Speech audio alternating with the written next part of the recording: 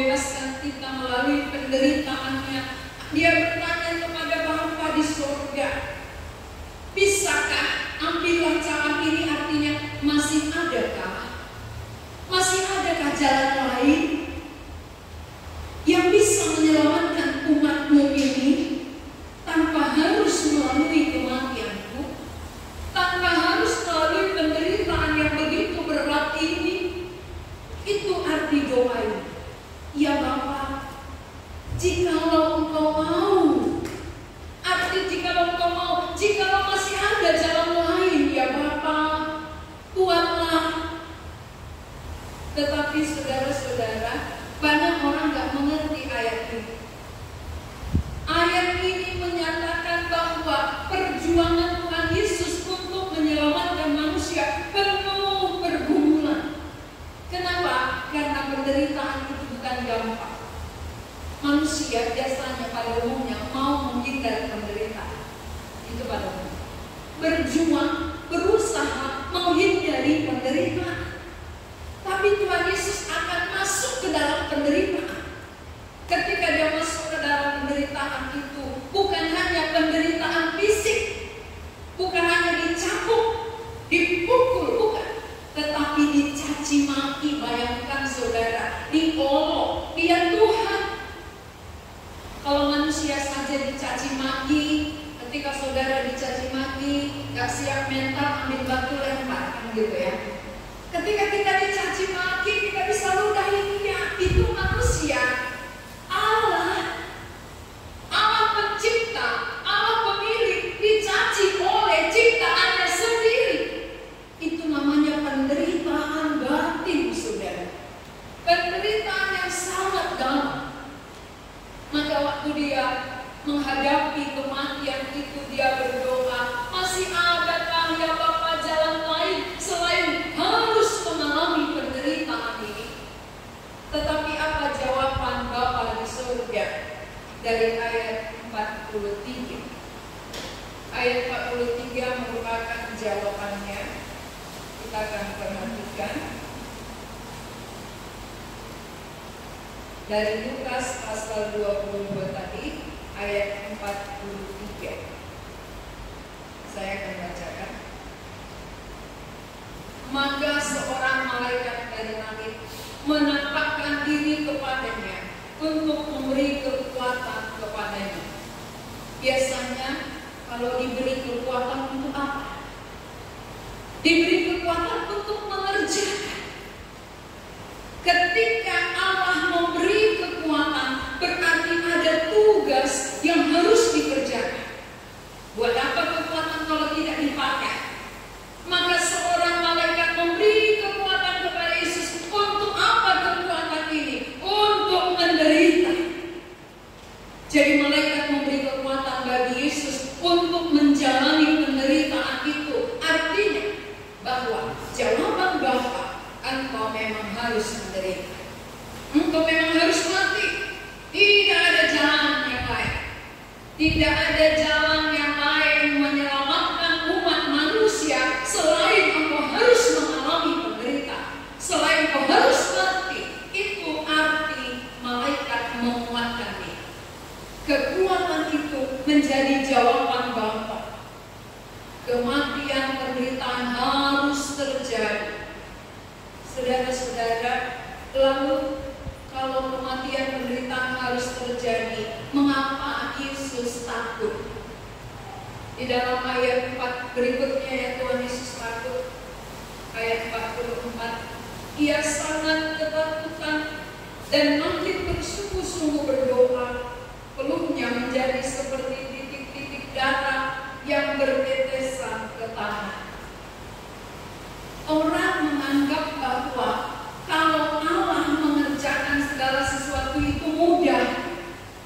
Kan dia Allah, tentu bagi dia gampang menderita, bagi dia gampang mati. Ya wajar-wajar saja. Tapi perhatikan saudara ayat 44 ini. Ia sangat ketakutan.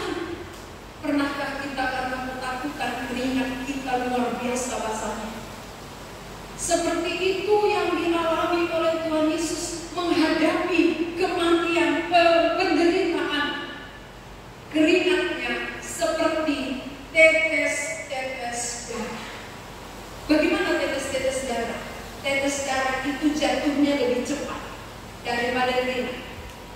darah, coba kalau dia tangan kita terpotong keluar darahnya pasti lebih cepat dia.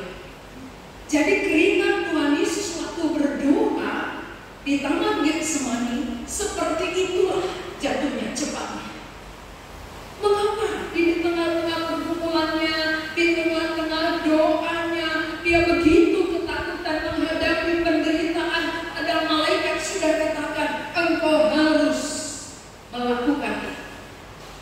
Bapa di surga katakan, tidak ada pilihan lain, tidak ada jalan selain engkau harus mati, baru ada pengampunan dosa. Engkau harus mengalami penderitaan untuk menyelamatkan umat manusia.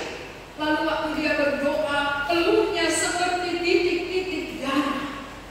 Dia sangat ketakutan. Ini menyatakan kemanusiaan Allah.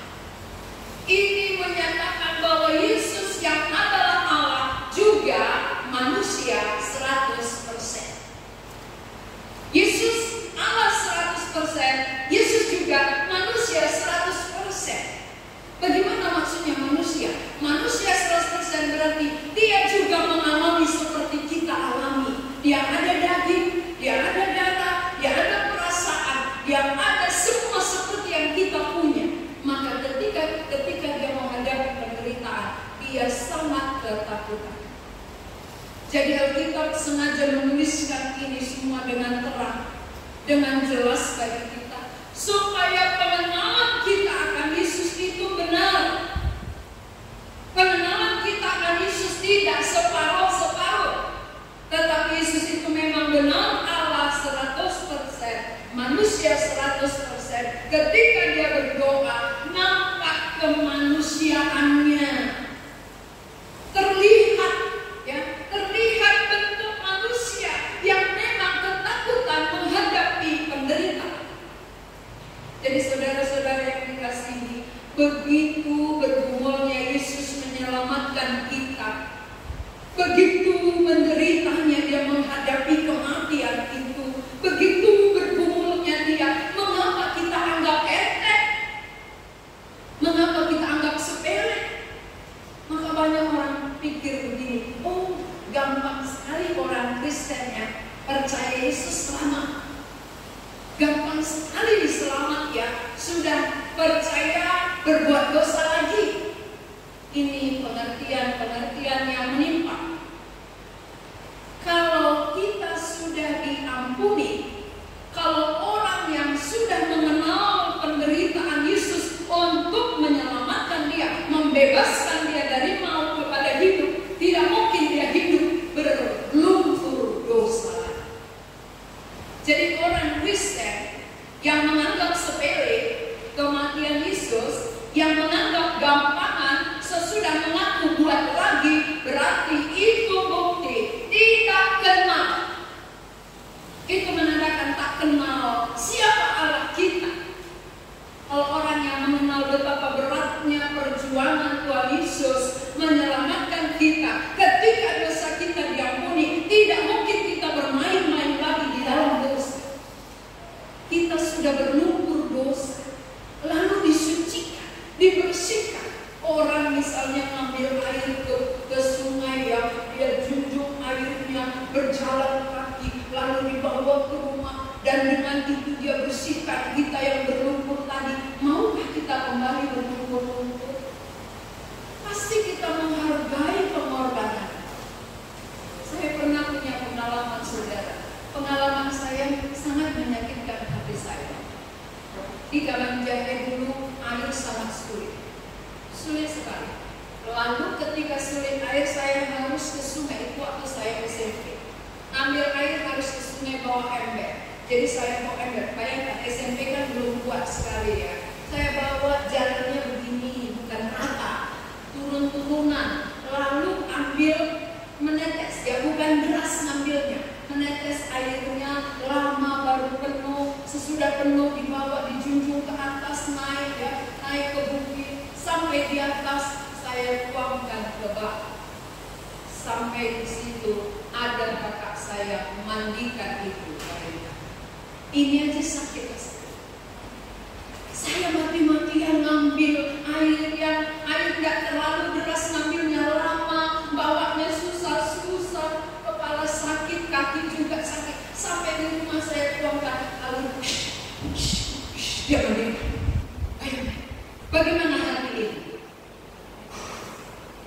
capek, dia nggak hargai kan gitu ya. Dia nggak tahu betapa beratnya perjuangan saya, tapi dia sesuka hati memakai air yang begitu sulit mengambilnya. Begitulah orang yang berbuat dosa sesuka hati, sudah.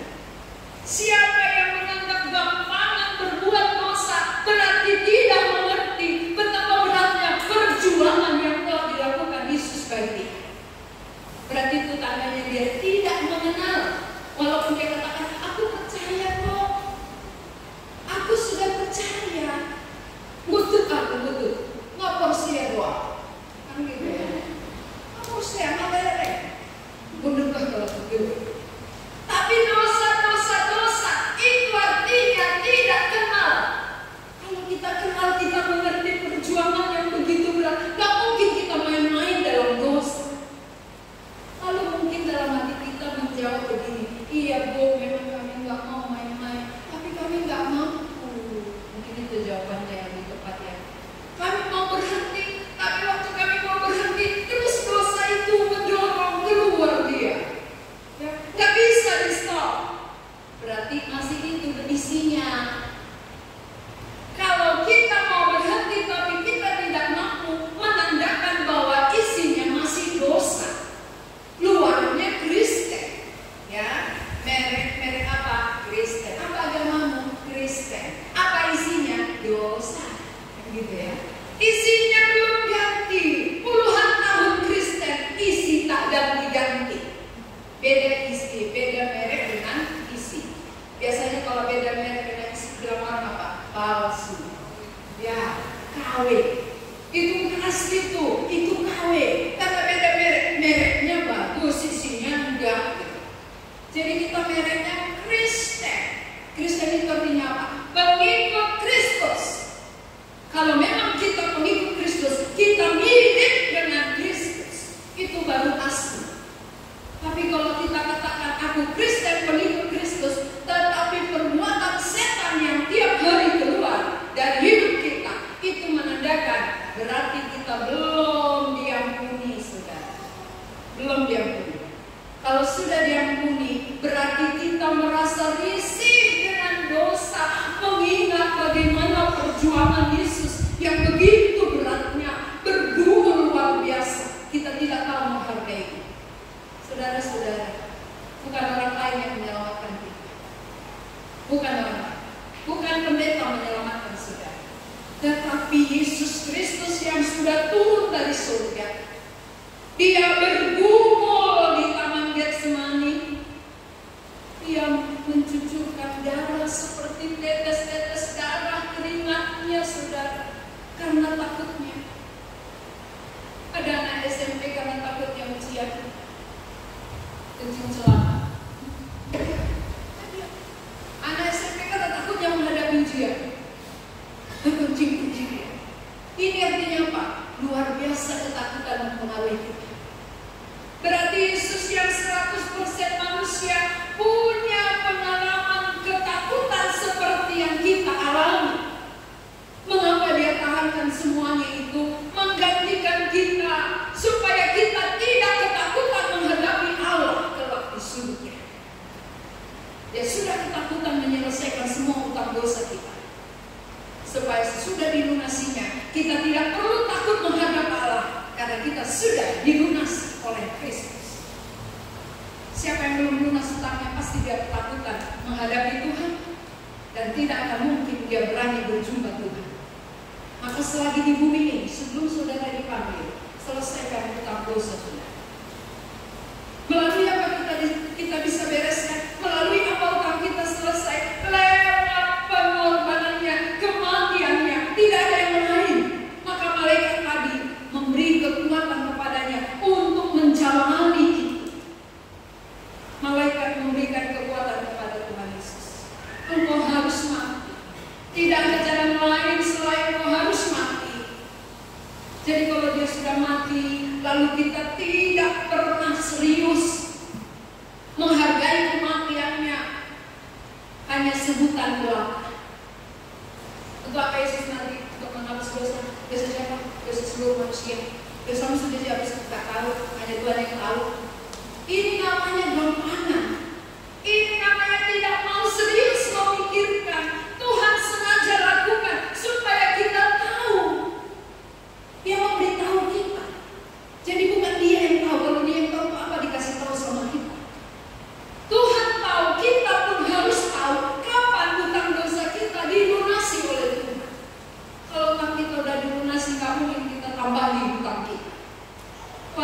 sudah melunasi aku dengan begitu berat perjuanganmu. Aku tidak layak lagi menambah hutang dosaku. Aku akan berhenti. Maka orang yang tahu menghargai pengorbanan Yesus, dia merasa jijik dengan dosa. Dia risih dengan dosa. Tapi siapa yang masih enak dia hidup dalam dosa, berarti kurang menghargai apa yang telah diperjuangkan Yesus bagi diri. Jadi beberapa poin penting yang harus kita ingat. Yesus bukan dengan gampang menyelamatkan saudara. Dengan penuh pergumulan, dengan penuh perjuangan, penderitaan batin, penderitaan jasmani, penderitaan mental, semua itu harus dijalaninya demi keselamatan kita. Lalu orang yang sudah diselamatkan harus menghargainya. Yang belum diselamatkan harus tahu bahwa tidak ada jalan lain. Berarti keselamatan manusia hanya melalui satu. Kenapa Yesus katakan akulah jalan? Tidak ada yang bisa sampai kepada Bapa kalau tidak melalui aku. Karena dia sudah mendapat jawaban. Ya Bapa, kalau mungkin cawan ini lalu, tapi malaikat memberi kekuatan, tidak bisa lalu, harus itu jalan keluarnya. Berarti Yesus sendiri sudah mendapat jawaban bahwa tidak ada jalan lain demi keselamatan manusia selain dia harus mati. Jadi kalau kematiannya jalan satu-satunya, siapa yang menyambut kematian Yesus? Dia bebas dari dosa. Kenapa belum bebas? Karena kita belum percaya. Apa arti percaya? Percaya artinya ku terima kematiannya itu menyucikan segala dosa. Ketika kita percaya, kita akan menerima dia. Saat kita menerima dia, maka dia yang bekerja dengan leluasa di dalam kehidupan kita. Kalau kita sendiri mengerjakannya, kita tidak pernah mampu. Kalau kita sendiri yang mengerjakan untuk berhenti, tak ada yang sanggup. Izinkan Yesus mati, supaya dia yang berkarya, dia yang bersihkan seluruh dosa-dosa kita. Untuk itu dia datang, saudara. Dan yang berikutnya, mari kita perhatikan ayat selanjutnya. Lalu ia bangkit dari doanya dan kembali kepada murid-muridnya, tetapi ia mendapati mereka sedang tidur karena duka cita. Berarti waktu Yesus bergumul, keringannya seperti tetes-tetes darah, muridnya sendiri tertidur. Berarti dia berjuang dengan siapa? Berjuang sendiri. Maka dalam 1 Petrus pasal 2 ayat 24 berkata apa? Ia sendiri, dengan bukan dengan murid, bukan dengan malaikat. Ia sendiri telah pikul dosa kita di dalam tubuhnya di kayu salib sendiri. Ia sendiri. Tidak ada bantuan siapapun. Tidak ada bantuan murid-muridnya. Dia sendiri berjuang menyelamatkan kita, saudara. Ingat itu. Betapa besarnya cinta kasihnya bagi kita. Walaupun dia sendiri berjuang menghadapi penderitaan itu, dia terus jalani. Kalau nggak kan bisa dia marah kepada muridnya, tetapi dia tidak marah, saudara. Dia tidak memarahi murid-murid yang sedang tertidur dalam pergumulan yang begitu berat. Tetapi katanya kepada mereka, mengapa kamu tidur? Bangunlah dan berdoa supaya kamu jangan jatuh ke dalam pencobaan. Bisa saja Tuhan Yesus marahi kamu. Sudah kudidik sekian tahun, tapi dalam pergumulan yang berat kau tidak ikut. Kan bisa, tapi tidak. Tuhan Yesus tahu bahwa dia sendiri yang layak pikul itu. Bukan dengan siapapun, bukan dengan muridnya, bukan dengan pertolongan orang lain, tetapi dia sendiri harus pikul salib. Dia sendiri yang harus mengalami penderitaan. Saudara-saudara yang dikasihi Tuhan, mengapa murid-murid tertidur waktu pergumulan yang begitu berat? Karena murid-murid memandang masalah. Mata murid-murid tertuju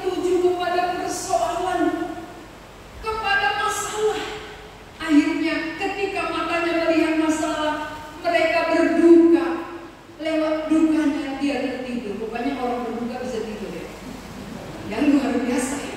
Berduka tapi tidur. Ada orang berduka tak tidur-tidur. Ini muridnya malah waktu berduka cita mereka tertidur karena dukanya. Ya. Jadi terlalu dalam dukanya membuat mereka tidur. Jadi saudara-saudara yang sudah percaya, ini murid-murid yang sudah percaya. Kita yang sudah percaya mungkin karena kita juga terlalu berduka melihat persoalan kita yang begitu rumit membuat kita tertidur, sehingga tidak ada waktu memikirkan jiwa orang lain. Mengerti maksudnya? Kenapa murid-murid tidur? Pandangannya, yang dilihatnya, arah matanya kepada masalah, kepada persoalan. Maka persoalan menghantui mereka, menghimpit mereka, membuat mereka dukanya dalam dan tertidur pulas. Saudara-saudara, sering sekali pengalaman orang percaya seperti ini. Kita sudah dibebaskan dari dosa kita. Kita sudah diselamatkan oleh kematian Yesus. Tetapi ketika kita melihat masalah-masalah terjadi, persoalan-persoalan terjadi, itu menghimpit pikiran kita, membuat kita tertidur. Apa itu tertidur? Tidak berbuat apa-apa. Itu tidur. Tidak mengerjakan apa-apa demi keselamatan orang lain. Kenapa? Dipengaruhi oleh situasi, persoalan, kesulitan, masalah-masalah. Berarti murid-murid yang matanya kepada masalah mereka tertidur. Kita juga, kalau mata kita melihat masalah, kita tidak akan berbuat apa-apa terhadap keselamatan orang lain. Teladan kita siapa? Yang perlu kita teladani siapa sebenarnya? Teladan kita satu-satunya Yesus Kristus. Walaupun dia menghadapi penderitaan yang begitu berat, kematian yang akan menimpa dirinya, dia tidak undur. Dia tidak undur. Dia tidak tidur. Tapi dia maju terus. Maju menghadapi penderitaan. Kenapa? Matanya tertuju kepada kehendak Allah. Dia melihat kehendak Allah. Maka dia katakan, walaupun aku menderita, ya Bapa, kalau itu kehendakmu, jadilah seperti itu.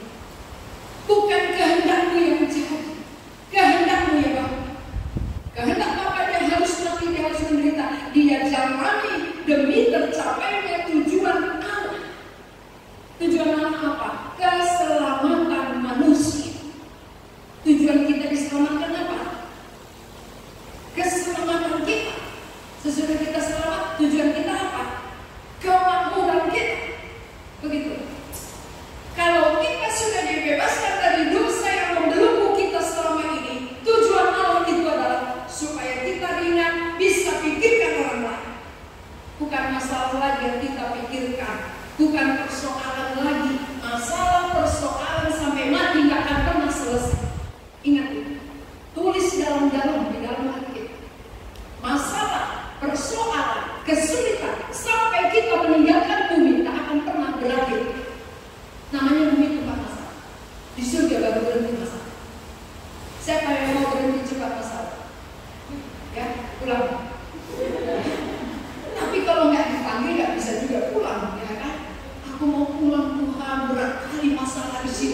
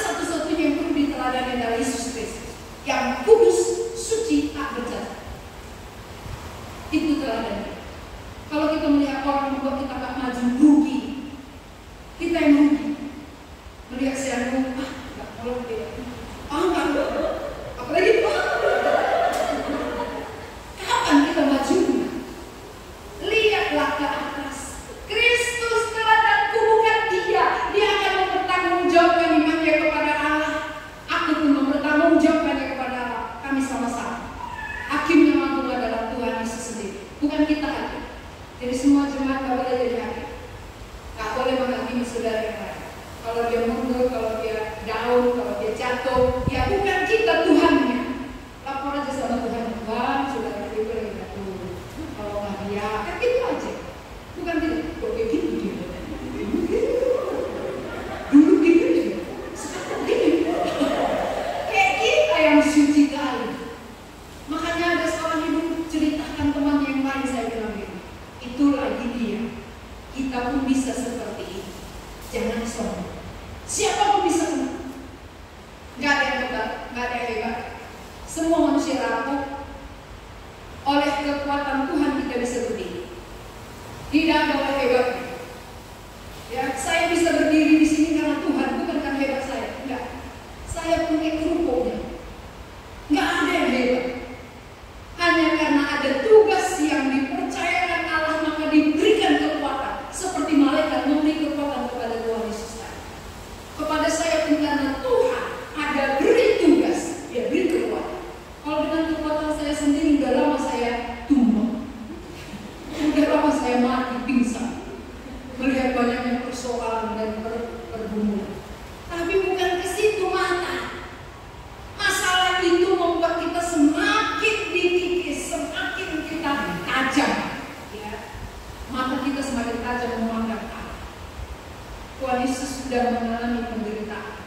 Tuhan Yesus sudah mengalami ejekan, olokan, fitnahan. Tapi dia maju terus. Karena tujuannya ke bumi adalah menyelamatkan manusia. Tujuan saya dipanggil juga menyelamatkan jiwa-jiwa yang masih tersesat. Bukan untuk diri saya. Jadi kalau kita juga punya pengalaman yang sama, pasti kita bergandengan. Untuk apa saya diselamatkan? Supaya lewat kehidupan saya, orang yang masih jauh, orang yang masih tersesat bisa dibawa pulang kepada, karena nanti jumpa di sana. Kalau di sini bisa ya kita semua, ya kan? Tak siapa nanti kita dulu. Pasti bisa. Giliran, nunggu giliran kita ini, giliran pulang. Jadi sebelum pulang mantapkan imannya, selesaikan hutang dosa saudara. Untuk itu Yesus mati. Dengan kekuatan saudara-saudara tidak akan pernah berhasil sampai mati. Tapi dia datang untuk menyelesaikan dosa kita yang kita tidak sanggup selesaikan sendiri. Maka dia pikul di atas kayu salib. Satu kali dia pikul untuk seluruh dosa. Jadi saudara-saudara yang sudah diselamatkan, mata kita bukan melihat masalah dan persoalan, tapi mata kita memandang kepada kehendak Allah, rencana Allah. Yesus memandang kehendak Allah, dia harus mati, maka dia masuk kepada kematian. Kita juga diselamatkan untuk dipakai menjadi alat, memberitakan Injil bagi kerajaan. Jangan egois, jangan pikir diri sendiri. Aku sudah lepas kok, terserah dia, aku mati ke surga kok. Kalaupun melayani dia nggak dengar, ya dialah rasain, gitu ya. Dia yang ke neraka. Bukan. Kalau begitu Tuhan Yesus, waktu dia disalib, turunlah, kata orang jahat itu, dia turun. Aku turun, merasakan. Dan dia kan bisa. Kalau aku turun, kau yang merasakan api neraka kau semua, gitu. Tapi dia tidak. Dia bukan mendengarkan manusia. Kupingnya tajam mendengar Bapa Yesus. Kuping kita tajam mendengar kata orang. Kata orang itu, melihat orang itu, makanya aku gak maju. Melihat si Andi itu, iya, dia kayak gitu kali. Ku ingat kesalahannya aku. Tuhan Yesus bilang, kalau ku ingat kesalahanmu neraka tempatmu ya. Kayak gitu ya. Emangnya kalau lebih baik, karena satu dosa aja, upahnya adalah maut. Jadi tidak ada kita ini yang punya andil. Satu dosa saja cukup membawa orang ke neraka. Maka oleh belas kasihan Tuhanlah kita diselamatkan. Jadi tidak ada orang berbangga. Aku, karena aku rajin, karena aku baik, karena aku makin tebal berdaju. Ya, maka Tuhan katakan, kubuang kau. Ya, kalau karena kau kubur, tak layak kau. Oleh karena aku yang membenarkan, baru kau diperlayak. Tapi kalau karena kau tak layak, tak bisa kau keselamatkan.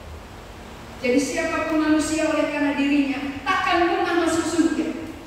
Oleh kematian Yesus satu-satunya jalan, tak ada pilihan. Maka siapa yang menerima Yesus, hidupnya akan diubahkan. Dia tidak berat lagi pikul-pikul dosa, ya. Pikul ke gereja, pulang nanti pikul lagi, bawa lagi pulang, ya. Besok minggu depan bawa lagi ke gereja, pulang bawa lagi pulang ke rumah. Maka sampai rumah berantakan. Kan gitu. Kenapa? Karena tidak diselesaikan dengan Yesus Kristus. Ketika dosa sudah diselesaikan, kita tidak mau bawa dosa lagi. Buat apa bawa dosa? Berat. Berat itu membuat berat yang akan kita tarik kita makin merunduk ini. Makin tertekan, makin panas kepala, naik tensi, ya, tambah emosi. Apalagi panas hari. Panas hari naik tensi, tambah emosi, perlu es batu. Mendinginkan kepala. Nah, jadi tanpa itu saudara-saudara, ada jalan keluar. Ada jalan keluar lewat pergumulan Yesus. Yesus bergumul di Taman Getsemani untuk menyelamatkan kita, membebaskan kita dari semua beban berat kita. Beban berat yang paling berat adalah dosa, karena itu nggak terlihat. Kalau barang bisa nampak, ya ketika kita pikul terlihat bisa diletakkan.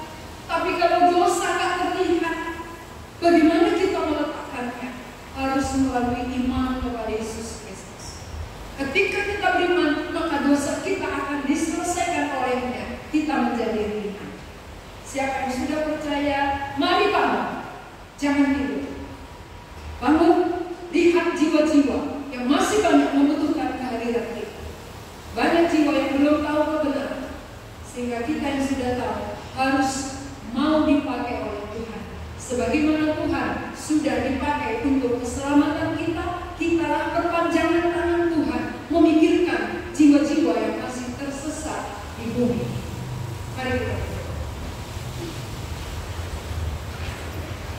Tuhan, kami mengucap syukur untuk firman melalui doa Tuhan Yesus di Taman Getsemani memperjelas bagi kami bahwa tidak ada jalan lain yang bisa menyelamatkan manusia selain harus melalui penderitaan kematian Yesus di kayu salib. Kami bersyukur Tuhan, Engkau rela mati, Engkau rela menderita untuk menolong kami, membebaskan kami dari semua hutang dosa kami, supaya kami mendapatkan kelegaan. Kami berdoa untuk saudara-saudara yang sudah percaya agar bangun dari tidur mereka, tidak dipengaruhi oleh persoalan masalah, tetapi melakukan kehendak-Mu di tengah-tengah dunia ini, memikirkan jiwa-jiwa yang masih jauh, yang belum mengenal dengan jelas Engkaulah Yesus yang menyelamatkan mereka. Berkati kami semua yang sudah mendengar firman, supaya firman itu bekerja di dalam hati kami. Dalam nama Tuhan Yesus kami berdoa. Pujian kami naikkan ke hadirat-Mu, karena Engkaulah Allah yang layak kami sembah.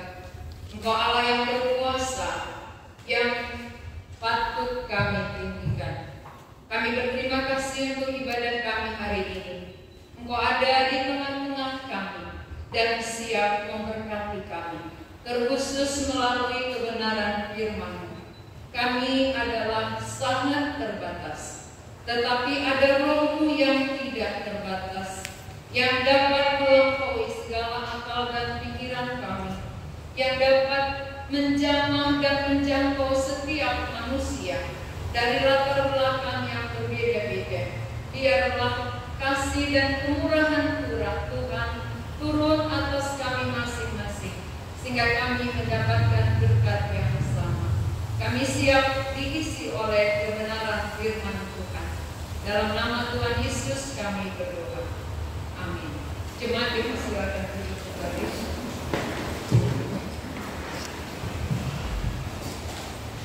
Mari kita membaca dari Lukas pasal yang ke-22 ayat 39 sampai 46. Lukas 22 ayat 39 sampai 44.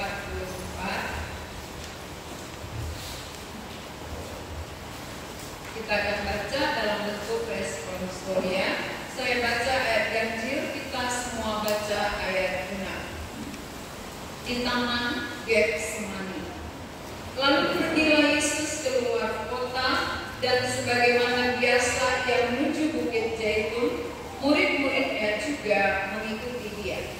Setelah tiba di tempat itu, ia berkata kepada mereka, "Berdoalah supaya kami mendapat dalam percobaan."